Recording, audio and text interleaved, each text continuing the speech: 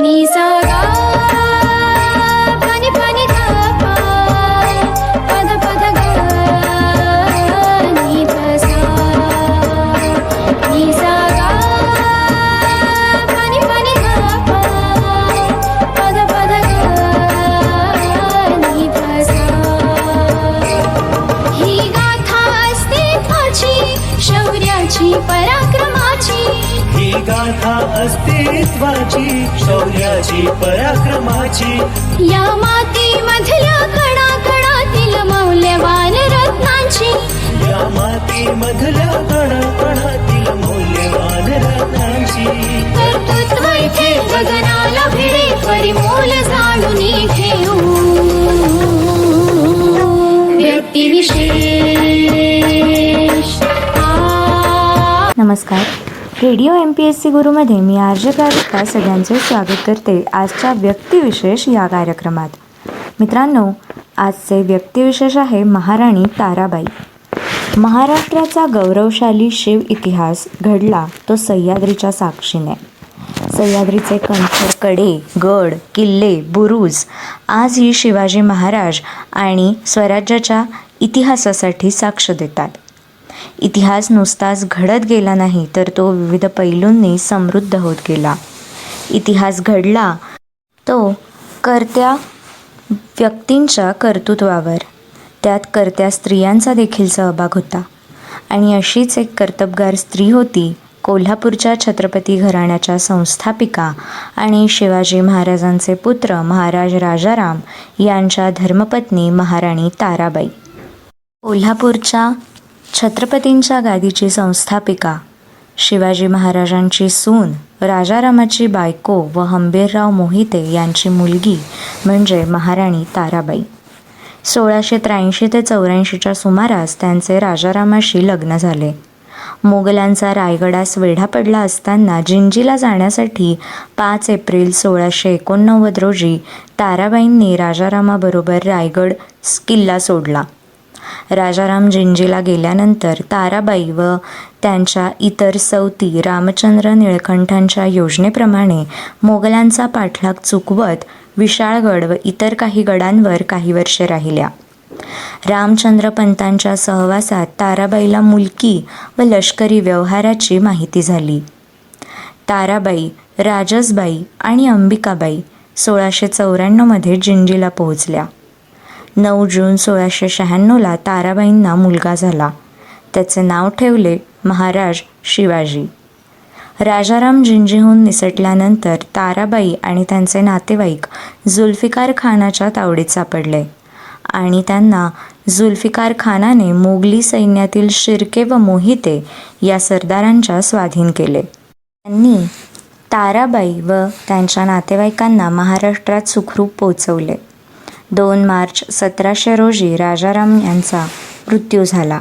त्यानंतर ताराबाईंच्या राजकीय कारकिर्दीला सुरुवात झाली.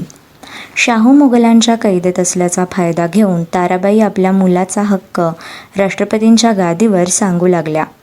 रामचंद्र पंतांनी शाहूंची बाजू उचलून धरली तेव्हा त्यांनी परशुराम त्रिंबक व शंकराजी नारायण यांना आपल्या बाजूला वळवून घेतले आणि शिवाजीची मुंज करून विशाळगड येथे त्यांचा राज्याभिषेक करवला. त्यांनी आपल्या मुलाच्या नावाने राज्यकारभार त्या पाहू लागल्या. सैन्याधिकारी नेमून त्यांनी औरंगजेबाशी उघड सामना सुरू केला. 1705 मराठ्यांनी पन्हाळा मोगलांकडून जिंकून घेतल्यानंतर त्यांनी पन्हाळा ही राजधानी केली. मध्यंतरी ताराबाईंनी औरंगजेबाशी बोलणी सुरू करून मुलासाठी मनसब व दक्षिणेची देशमुखी अशा मागण्या केल्या. ही बोलणी फिसकटताच त्यांनी जिद्दीने मुघलांशी लढा चालू ठेवला. गडागडांवर जाऊन त्या जातीने पाहणी करीत, सरदारांना सल्ला देत, दक्षिणेतील मोगलांच्या सैन्याचे एकत्रित बळ कमी व्हावे म्हणून त्यांनी उत्तरेत व पश्चिमेकडे चढाई केली. 1700 ते 7 पर्यंत मोगलांनी घेतलेले बहुतेक गड ताराबाईंच्या सैन्याने परत मिळवले. औरंगजेबाच्या मृत्यूनंतर शाहू मोगलांच्या कैदेतून सुटून स्वराज्यात परत आले. ते तोतया नसून खरे शाहू आहेत याची खात्री ताराबाईंनी करून घेतली. मग पुन्हा मोगलांकडे त्यांचे जमीनदार म्हणजे अंकित राहण्यास कबूल असल्याचा अर्ज केला. पण प्रथम तो फेटाळला गेला. पुढे त्यास संमती देण्याचा प्रयत्न झाला, पण तो निरुपयोगी ठरला. शाहू सुटल्यापासून ताराबाई व शाहू यांच्यात वारसा हक्कासाठी कलह सुरू झाले. ताराबाई व शाहू यांच्यात 12 ऑक्टोबर 1707 रोजी खेड कडूस येथे लढाई झाली. ताराबाईंच्या ताब्यात असलेले गड शाहूने घेतले. बाळाजी विश्वनाथ यांनी ताराबाईंच्या पक्षातील चंद्रसेन जाधव, उदाजी चव्हाण, कान्होजी आंग्रे, खटावकर इत्यादी मातब्बर सरदार मंडळींना आपल्या बाजूला वळवून घेतले. 1714 राजसबाईंनी आपला मुलगा संभाजी यास पन्हाळ्याच्या छत्रपतीच्या गादीवर बसवून ताराबाई व त्यांचा मुलगा शिवाजी यांना अटकेत टाकले. शिवाजी 1727 बंदिवासात त्यांचे निधन झाले. पेशव्यांच्या मध्यस्थीने ताराबाई व शाहू यांची भेट झाली तेव्हा शाहूने त्यांना मानाने वागवले. त्यापुढे साताऱ्यास राहण्यास गेल्या. 1749 पर्यंत त्यांचे शाहूंशी संबंध चांगले राहिले.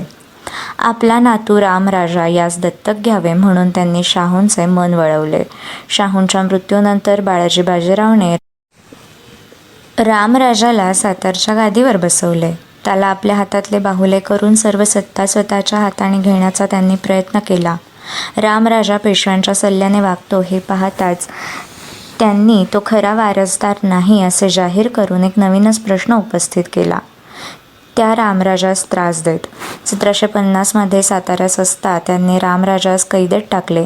दमाजी गायकवाड आणि नासिर जंग निजाम यांच्या सहाय्याने त्यांनी साताऱ्याचा कारभार आपल्या हाती घेऊन पेशव्यांशी सामना सुरू केला. पेशव्यांनी ताराबाईंशी गोडी गुलाबीने वागून रामराजाला ताब्यात घेण्याचा प्रयत्न केला. अखेर त्यांच्यावर सैन्य नेताच त्या पेशव्यांना शरण गेल्या. 1660 संभाजींच्या निधनामुळे पुन्हा वारसा हक्काचा प्रश्न उपस्थित झाला. या प्रश्नाचा निर्णय लागण्यापूर्वी पानिपतचा पराभव ऐकल्यावर बरे झाले असे पेशव्यांविषयी उद्गार काढून ताराबाई यांचे निधन झाले. ताराबाई हुशार राजकारणी व कारस्थानी होत्या. स्वतःचे हेर ठेवून त्या आपल्या विरुद्ध पक्षातील माहिती काढत असे. त्यांचे खरे कर्तृत्व 1700 ते 1707 या निर्णायकी काळात दृष्टीस पडले. वैयक्तिक महत्त्वाकांक्षेपायी त्यांनी निजामासारख्या मराठ्यांच्या शत्रूसही जवळ करण्यास कमी केले नव्हते. राजारामच्या वारसा हक्कासाठी भांडून त्यांनी कोल्हापूरची वेगळी गादी निर्माण केली. शाहू स्वराज्यात येण्यापूर्वी त्यांनी कर्तबगारीने मराठ्यांचे नेतृत्व केले आणि मोगलांशी टक्कर दिली, परंतु त्यानंतर मात्र उर्वरित आयुष्य घरगुती कलहात आपल्या संकुचित वृत्तीचे प्रदर्शन करण्यात गेले. मित्रांनो, या होत्या महाराणी ताराबाई. अशाच माहितीपूर्ण व्यक्तिविशेषांसाठी stay tune to radio MPSC Guru. आमच्या कार्यक्रमाचा फीडबॅक देण्यासाठी तुम्ही आम्हाला व्हॉट्सॲपवर मेसेज करू शकता. त्यासाठी आमचा व्हॉट्सॲप नंबर आहे 8698869880 अर्थात 8698869880. मित्रांनो, ऐकत रहा radio MPSC Guru, spreading the knowledge, powered by spectrum academy. Company सुरू केली होती. ती आज जगातील सर्वात प्रभावशाली आणि महाबलाढ्य सॉफ्टवेअर कंपन्यांमध्ये गणली